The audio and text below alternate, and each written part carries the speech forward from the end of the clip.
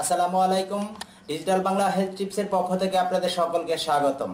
সম্মানিত সুধী, আজকে আমরা জানব কিডনিতে পাথর হওয়ার লক্ষণ এবং কারণসমূহ সম্পর্কে।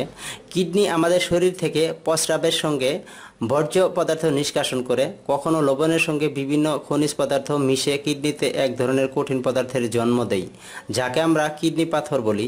এই পাথর আকারে একটি ছোট লবণের দানা কিংবা কখনো কখনো পিংপং বলের মতো বড় হতে পারে।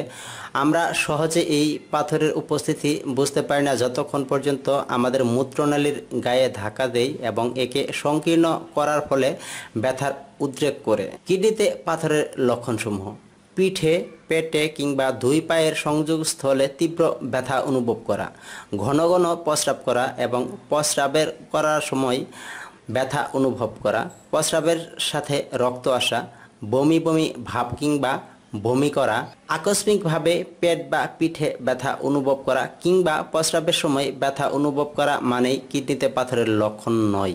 তবে এসব ক্ষেত্রে অবশ্যই ডাক্তারের পরামর্শ নেওয়া প্রয়োজন, কারণ হতে পারে এটি একটি মারাত্মক রোগের লক্ষণ। কিছু সাধারণ উপদেশ জেনে নেওয়া যাক।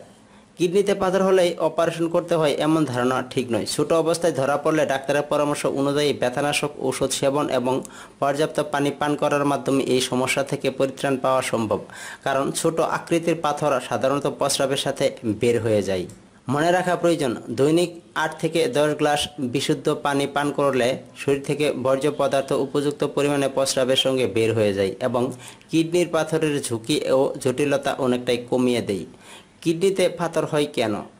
আমাদের প্রস্রাবে পানি, লবণ ও খনিজ পদার্থের সঠিক ভারসাম্য বজায় না থাকলে কিডনিতে পাথর হতে পারে।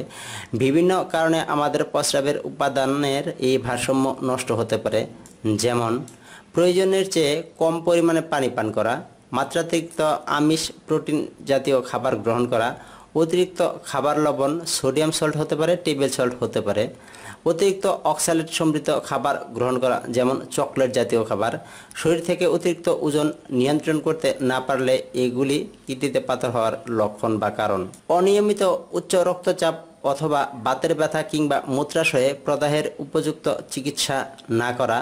কিডনি পাথর সম্পর্কে সজাগ থাকুন। আপনার নিয়ন্ত্রিত জীবনযাপন এই অযাচিত সমস্যার ঝুঁকি অনেকাংশ কমিয়ে আনতে পারে। তো সম্মানিত সুধী, আজকে আমরা জানলাম কিডনিতে পাথর হওয়ার লক্ষণ এবং কারণসমূহ। আমার এই ভিডিওটি যদি ভালো লেগে থাকে তাহলে লাইক, কমেন্ট, শেয়ার করতে ভুলবেন না এবং প্রতিদিন নতুন নতুন স্বাস্থ্য সম্পর্কিত টিপস পেতে আমার চ্যানেলটি সাবস্ক্রাইব করে রাখুন। আল্লাহ হাফেজ।